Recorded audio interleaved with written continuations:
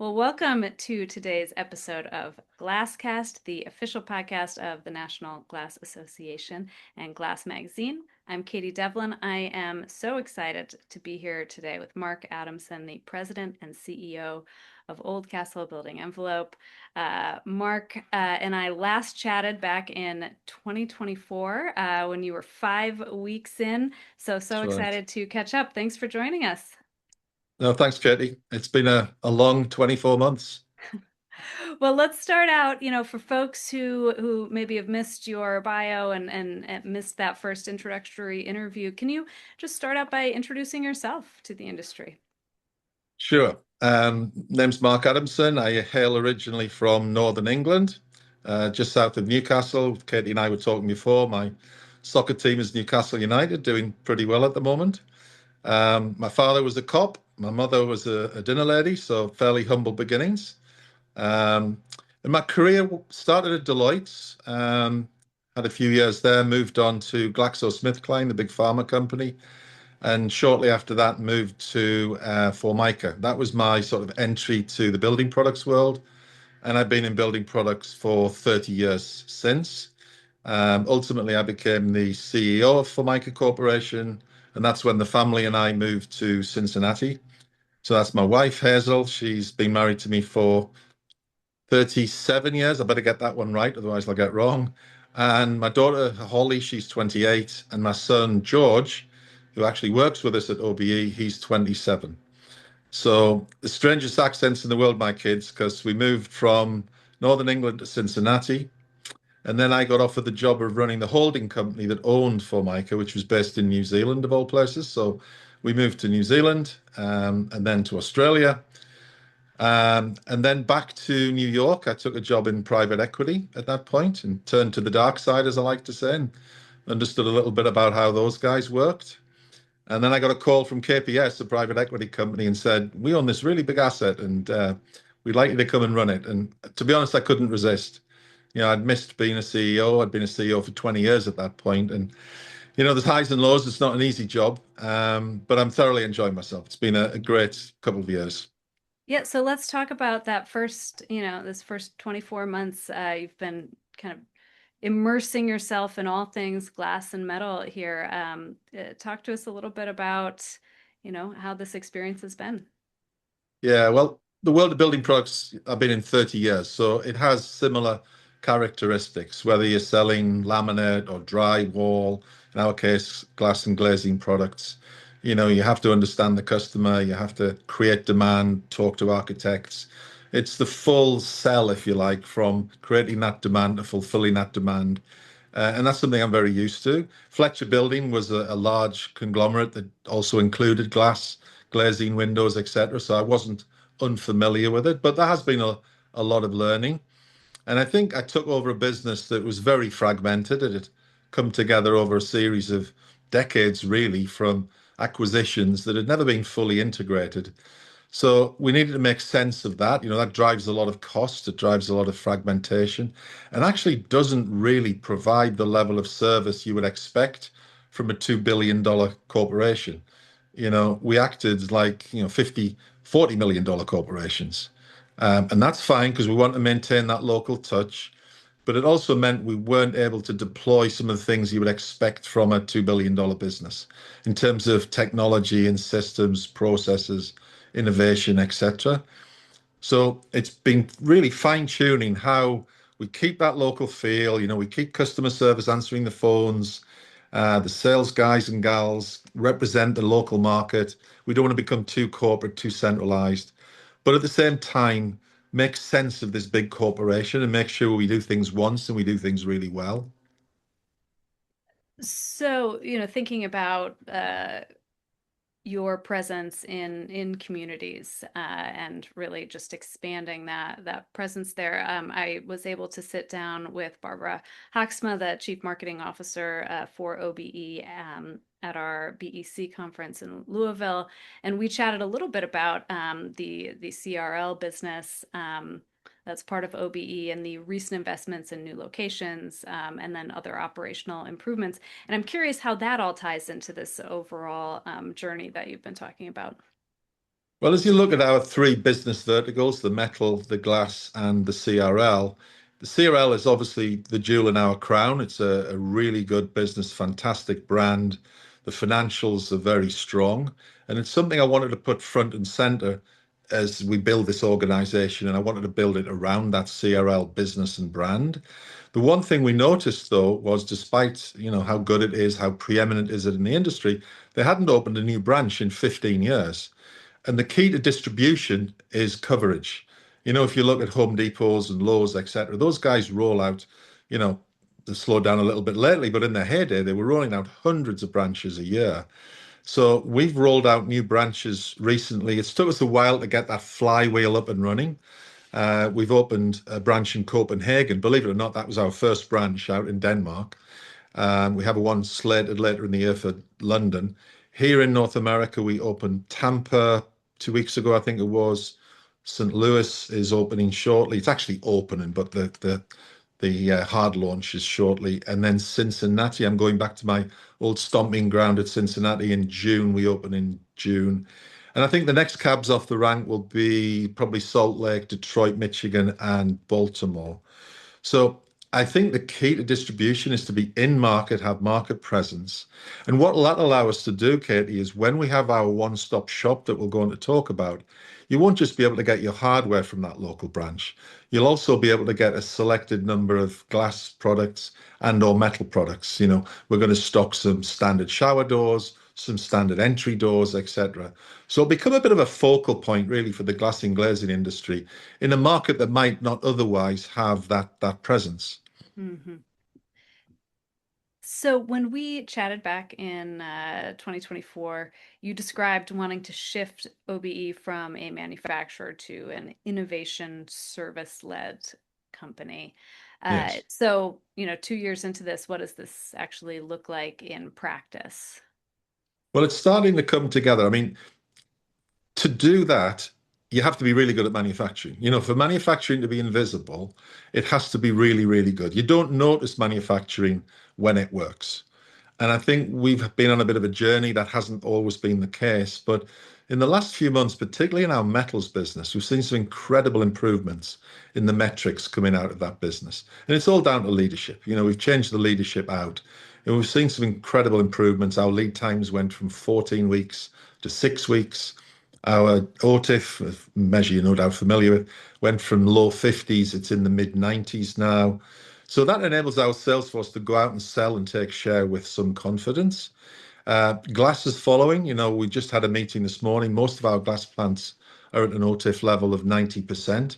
So we've got to a point where the manufacturing is a kind of seen and not heard. I never said we would get rid of manufacturing. It's essential to what we do, but it just needs to be that quiet part that sits behind us.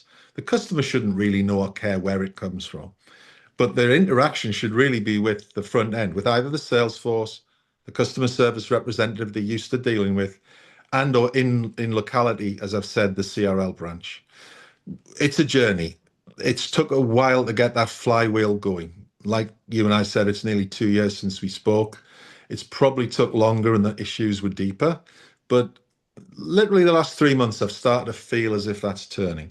Hmm. And that journey's been complicated by the fact that our CRL brand was scheduled to do an SAP conversion, ERP conversion.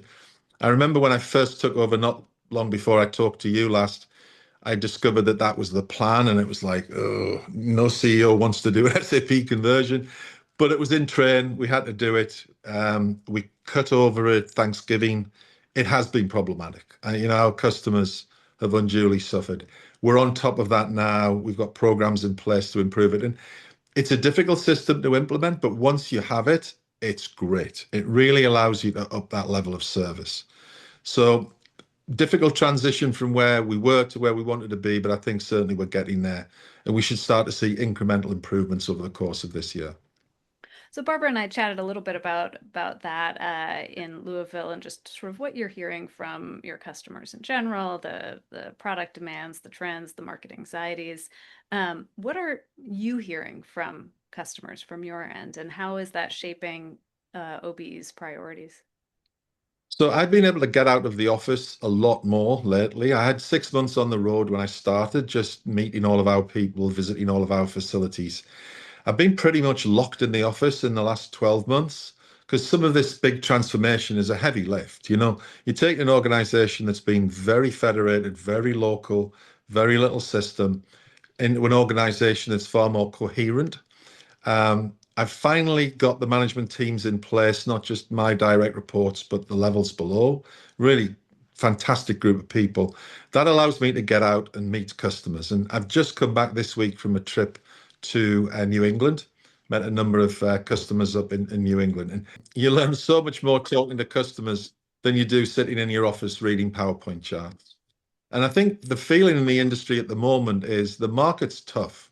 You just look at the crane count in the major cities. I drove through Boston on Wednesday morning. I think we counted one crane. The last 15 years, Boston's been on fire. So I think that's the case across a lot of these major cities. And we're certainly seeing our demand soften, and that's what our customers are talking to us about. But I remember back to my days running Formica. I ran Formica through the financial crisis. And what customers need during that time is there's a flight to quality. People want to be partnered with large organizations that offer them service. They're not going to go anywhere. They're still going to be there in 5, 10, 15 years' time. And we can work together to get through the current malaise in the market and the economy.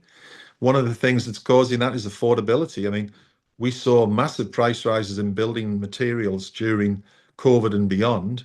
So developers are saying, look, we haven't got the lease rates to actually afford to build the buildings. So that's something that's going to have to change, that dynamic. And I don't see that changing radically anytime soon. You then look at the residential market, which is where CRL plays heavily in, lowest number of housing starts since the financial crisis. Somebody commented this week. I said, look, this feels like the financial crisis. And he said, look, I've been at this 37 years. This is worse than the financial crisis. Because he said, at least in that time, everybody was down. Every sector was down. Whereas obviously economically, we have software's doing well, technology's doing well, but building isn't.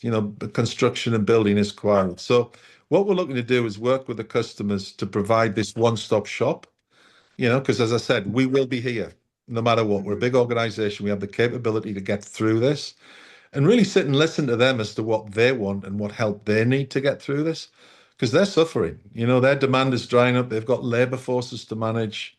A lot of them are saying to me, look, we want to shrink our number of vendors. At the moment, we've got like 5, 6, 7 salespeople calling on us. We'd rather just deal with one or two. And we're looking to pick the winners. And that's where we have an end to these conversations because we're unique in the industry and we can offer all three. Mm-hmm. So let's talk. You talked about some external market pressures, and I think, you know, 2 years in this role, it's been quite a 2 years when you look at these external forces with tariffs, supply chain pressures, and everything that we're just sort of seeing on a daily basis that can create some market uncertainty or anxiety out there. So how is OBE, how are OBE and CRL navigating those headwinds, and how are you working with your customers as they navigate it themselves? Yeah. Look, I mentioned at the start, I turned 60 this year. Most of my management team and at similar age to me. So there are very few advantages to being old, but having seen it all before is one of them. I think we calculated last week for a little quiz we had. We got a bunch of management together in Dallas. I think my team have 531 years on this planet between us. So most of us have been through the 9/11 crisis, the great financial crisis, through COVID. So there's nothing in this current malaise that we see that is, we haven't seen before and we know how to navigate. And a lot of the customers, our customers, they're 30, 40-year-old, the second generation, third generation, a lot of them. So I find when I meet them, we have a meeting of minds. We know how to get through this. You have to keep control of your costs. Don't overreact. Don't cut too deep. So for example, at the moment, we're using a lot of technology to reduce our overheads. AI is really going through our business strongly and enabling us to reduce overhead. We're actually feeding some of that saving back into field sales force. So our HR group at the moment adding 25 people to the field sales force. I think we already have something like 120 people. So that's a significant increase, like 20%, because the knee-jerk reaction, if you haven't done this before, is to just clamp everything down. This is not the time to do that. This is the time to get on the front foot. Absolutely keep your costs under control, reduce capacity, because, from a financial point of view, you have to get through this. But this will end. There will be a market beyond this, and you have to be ready to capitalize on. And my experience in other building product companies I've run post situations like this is people don't forget the people that were with them when it was tough. It's easy to be with people when times are going well, prices are going up, you've got more volume than you can deal with. People remember the folks that were with them when it was tough, and that's what we aim to be. So you've talked about your vast experience in building products, different segments across the world, cement, steel, and now glass, aluminum, windows, doors, hardware. So what does that broad view tell you about where this glass and fenestration industry is heading? And what might people inside the industry who've only ever been in this segment, might they be missing? I mean, most of the building product industry, whether it's distribution or manufacturing, has consolidated over the years. We certainly see consolidation with our float suppliers. There's the big four or five, depending on which way you look at it. Um, that consolidation hasn't really happened at the fabrication level. I think we, OBE, tried to do it to a certain extent. We did, but the estimates say we have between 8 and 10%. So we're the 800-pound gorilla, but we still have a really small percentage of the share. Getting more share isn't particularly my aspiration. I can't see me going out there buying many more fabrication shops. I've got lots of them. I've got some good ones, and they've got lots of capacity. I don't need to buy any more. I think distribution, as I said, we don't have the footprint we do need. We can look at really successful distribution businesses like Builders First Source or more industrial, the Grangers in the plumbing sector, the Grangers of this world, the Fergusons.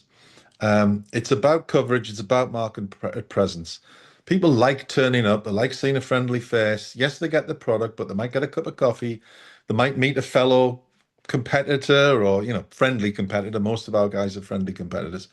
So I like that industry structure, and I think it'll always be that. I can't see the small contractor fabricating because each market's different. I mean, if not for dint of climate, spending a week in New England, totally different requirements in New England to Miami.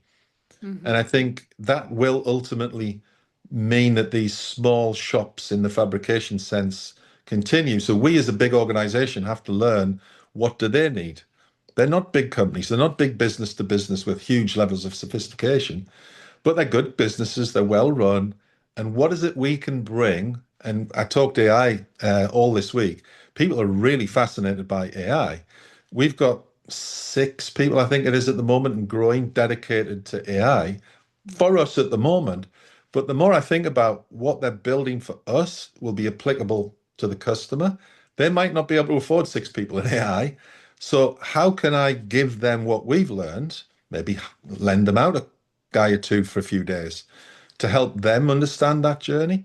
I wouldn't Mhm. charge, but that would just be part of what you get when you deal with OBE. Mhm. So I'd like to talk about building culture a little bit because obviously that's a big part of running any sized company. But you've got what, 85 locations plus Right. 7,000 people. How do you build culture for an organization like that? It's not easy. I did this exercise when I was at Fletcher Building. I had 22,000 people at Fletcher Building, and most of them weren't in Australia or New Zealand. So it's really tricky. I think you have to have a few. We had 5, I think it was, real watchwords as to how we wanted to behave. One of them was be bold. We don't want people thinking, I don't want to do that in case I might fail. If I do that and it goes wrong, I might get fired. I don't want that. If you get 8 out of 10 right, good job. I'd rather you get 8 out of 10 right than, not try at all. So there's certain sort of key premise that I want to live by. I don't believe culture's these hurdy-gurdy sentences that you often see, we're going to be all things to all men all the time, blah, blah. That's not culture. Posters aren't culture. You get culture by leading from the front, leading by example, having four or five key premises to how you're going to behave. And you know something, the biggest thing that drives culture is winning. And this may be my private equity background. Hit your bonus, hit your numbers, deliver what you're supposed to. There is nothing that drives success, that drives retention of staff, that enables you to attract new staff than winning. And winning for us means growing share, hitting our numbers, making our bonus, introducing new products, rolling out new branches. Winning is really undervalued. So if you could, if you wanted to impart one message to your customers, to all of your customers in the various segments, so we're looking at truly glazing contractors through fabricators, the whole suite to your architects. Mhm. What is that message? What do you want to communicate from OBE today? It's we're listening. We want to learn from you. And we feel your pain. We feel your pain both economically at the moment, but we also feel your pain, and there's a degree of humility required here in terms of our performance recently. We've not covered ourselves in glory when it comes to the CRL service proposition, and we know that. We're working crazily hard to try and improve that.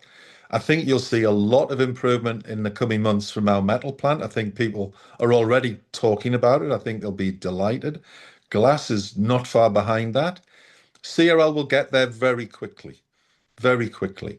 But it's the fundamental one thing, Katie, is that we are listening. There's a degree of humility that we want to drive. We've got a fancy office in Dallas and we're $2 billion, blah, blah, blah. But at the end of the day, I get out and meet customers. I've had dinner, breakfast, coffees all over New England this week. And I'm a better CEO at the end of it than I was at the start because I learned a hell of a lot. And all my team are like that. They spend over half their time out of the office. CFO does, head of HR does. It's not just me and the salespeople. And I think we're a better business if we actually listen to what folks in the industry want and need and some of their problems, because we are a $2 billion business. I can deploy lots of resources. And if I can deploy those to help the customer, then the product and the sale will come. So looking ahead, what are you most excited about for the next 2, 3 years at OBE, CRL, and in the industry at large? Really excited about the one-stop shop. The ability to offer customers all three of the categories they would normally buy, potentially unitize it, definitely local, having that interaction at a local branch, being able to call in at a CRL branch, not just get product, but get advice. Potentially, we're going to have in some of the bigger branches some architectural support to help people with their design. And then, and I'm not an IT geek at all. I mean, I'm speaking to you on an iPad. I haven't had a laptop in 15 years. I'm a total Philistine when it comes to that, but I can't tell you how excited I am about AI. And every week, my guys show me what can be done with AI, and it is staggering.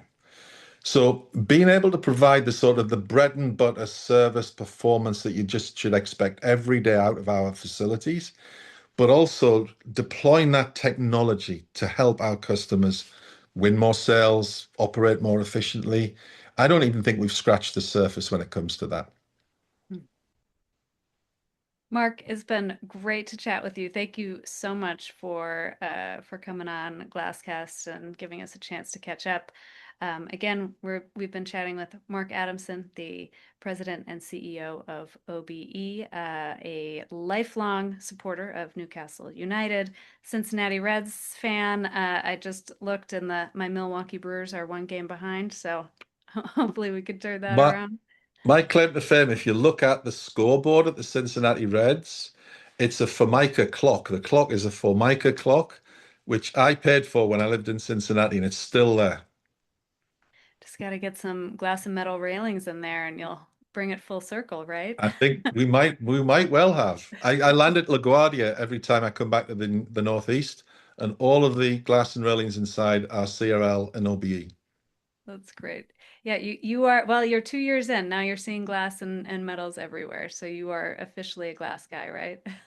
I remember when I ran Formica, my family would be embarrassed. I'd get into an elevator and I'd be touching it and, oh, this is ours. And I'm like that with glass now. I can't go anywhere without embarrassing myself. Oh, good. Well, I'm glad we've brought another into the fold. Mark, this has been great. Thank you so much for chatting. No, it was a pleasure. Speak soon. Yep.